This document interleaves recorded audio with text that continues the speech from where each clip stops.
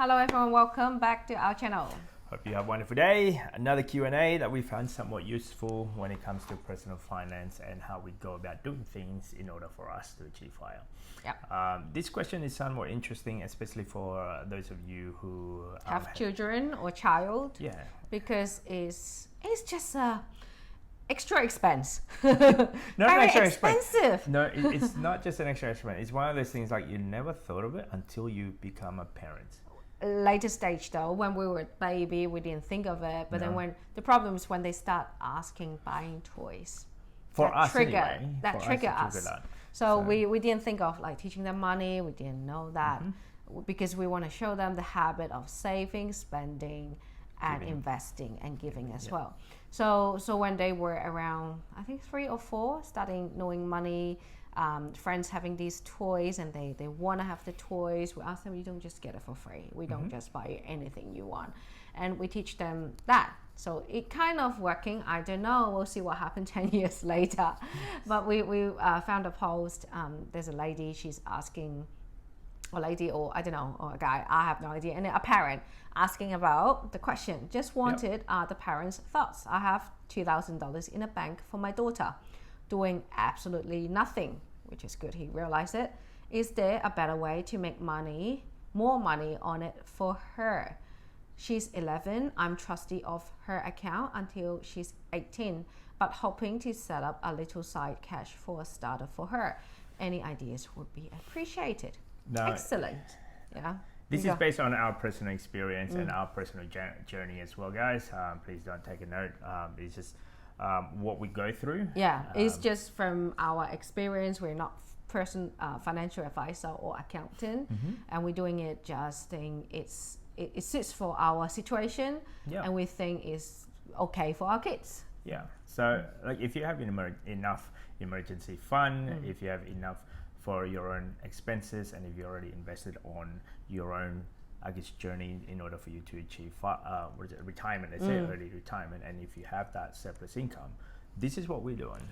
I remember at one stage we were like back in 2-3 years ago, I think, when we started, have to think of kids' money, because one of our friends' daughter going to uni, and we were asking all these fees, how much was it? Because when I was young, I studied and I was lucky enough don't have to pay for it. You were fortunate that your parents actually paid the whole entire fee, and then now we're becoming parents.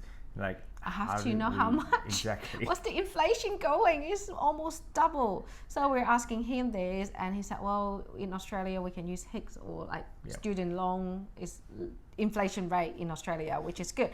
But for us, we just want to help our children if we can. So we were quite stressful when we heard about the number, and we're doing calculation for that amount. 10 years later or 12 years later, how much do we need each year? And which means how much do we need a week? It's like, so we're going backwards. So we know the dollar figure today, how much it would be, and then we'll go backward. Okay, based on uni fee, I think it's under 100,000, but we were just using 100,000 as a goalpost in the future. So $100,000, our kids will be in there for about, let's say, 6 years. No, let's say 4 years. 4 to 6 years. What do you mean in 6 years time? Sorry, well, they're doing the schooling is about 6 years. It's 100,000 over 6 years. Is that mean? No, 100,000 in 3 years. Okay, 3 years. Yeah. No. Gotcha. Okay. I'm doing 100,000 if we need 100,000 when they're 18. Oh, okay, gotcha. And they are so 6 and 7 now. We're looking at university degree that's costing about 100,000. Correct. When they turn 18. Yeah. And how much do we need? Yeah. Now, a week, right? So 100,000 divided by 12 years, let's assume. And then each year we got 8,300 divided by 52. So we need to save up roughly about $160 per week. Per kid. Per child. So we were very stressful at that point. Okay, we got our investment plan, we got our retirement plan. Okay, now we need the kids plan. And kids that's education. Extra 320 a week. So and the way we set it up is like in the beginning we just set up, okay, then I need to set up a kids bank account.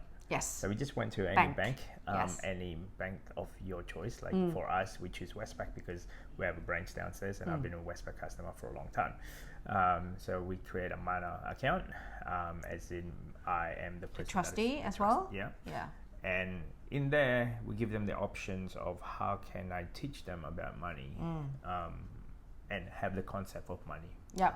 And have a concept of money working for you as well. I think that's most important, because what we worry is if they don't understand or having knowledge about money, when they're 18 or at a certain age, they withdraw the money and they just buying things that they want. At the current stage, one of our children is actually feeling like that every time they go to the shops. You mean our daughter? I'd rather have that problem now when they were were a young age and they only spend like $10, $5, versus when they are like in their 20s where they're going to be like maybe $1,000 each time when they go shopping.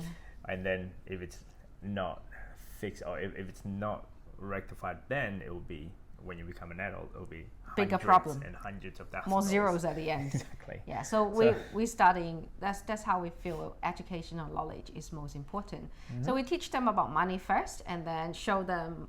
We do the saving for them. Yep. And then we open up investing account for them as well. Yep. And teach them. So far is 3 jar. You need to have some money to spending, because we have to spend. You have to spend. Yeah. Yes. And then our son doesn't like to spend. Spending and then saving for long-term goal, for example, holiday. Yeah. They can spend some money on the holiday, or a bigger toy they really like. And then the last one is investment. And we teach them, try to put most of your money in investment. Because they don't need to spend much anyway. But the thing is, when our son spent money, I was quite a bit shocked when he's like actually given our daughter $10 out of his whole net worth of spending. He's actually, okay, you don't have a lot of money, here's $10. Yeah. So that part of giving is part of the spending, let's say. Yes. And that's our way of doing things, and we try to do matching it one-to-one at a certain point. So for example, at the moment when we recorded this is Chinese New Year, we'll give them red pockets, and then if they invest, put a lot of that big lump sum in the investment area, we try to match it one-to-one or so, depending on what they do with their money. Yep. So, and for us, instead of just having the account there, not doing anything, not collecting anything, you're definitely eroded by inflation. Your buying power of that money, it would be deteriorating as the year go along. Yeah, because a few days ago, because our son just doesn't like to spend money, so I said, well, you're keeping the money in the jar, it's not doing anything. Yep. And then you put your money in saving. I know he got a goal, but he already achieved it. We haven't been to the shop to buy his goal.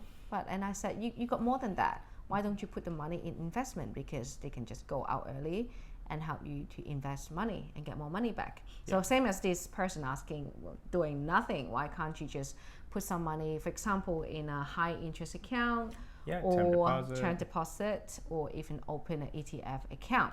If you're comfortable with that is. Yes, correct. So for us, because we do ETF ourselves and we see the benefit of the return rather than just sitting in the bank, so we open up self-wealth for our kids. We found out you can use off-market transfer when they are 18, which means for us, we're holding it for them.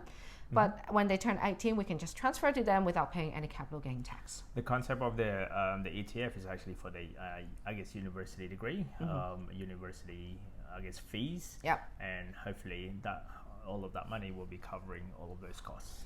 Hopefully. I just don't want them to buy like expensive car when they first do. Yeah. For us is that it's like this is purely for educational purposes. That's our thought process at the current stage. Yes. When we get there, it might be a different story. I don't even know if we can get 100,000 for that. That's a lot of money. But so that's just our 2 cents, guys.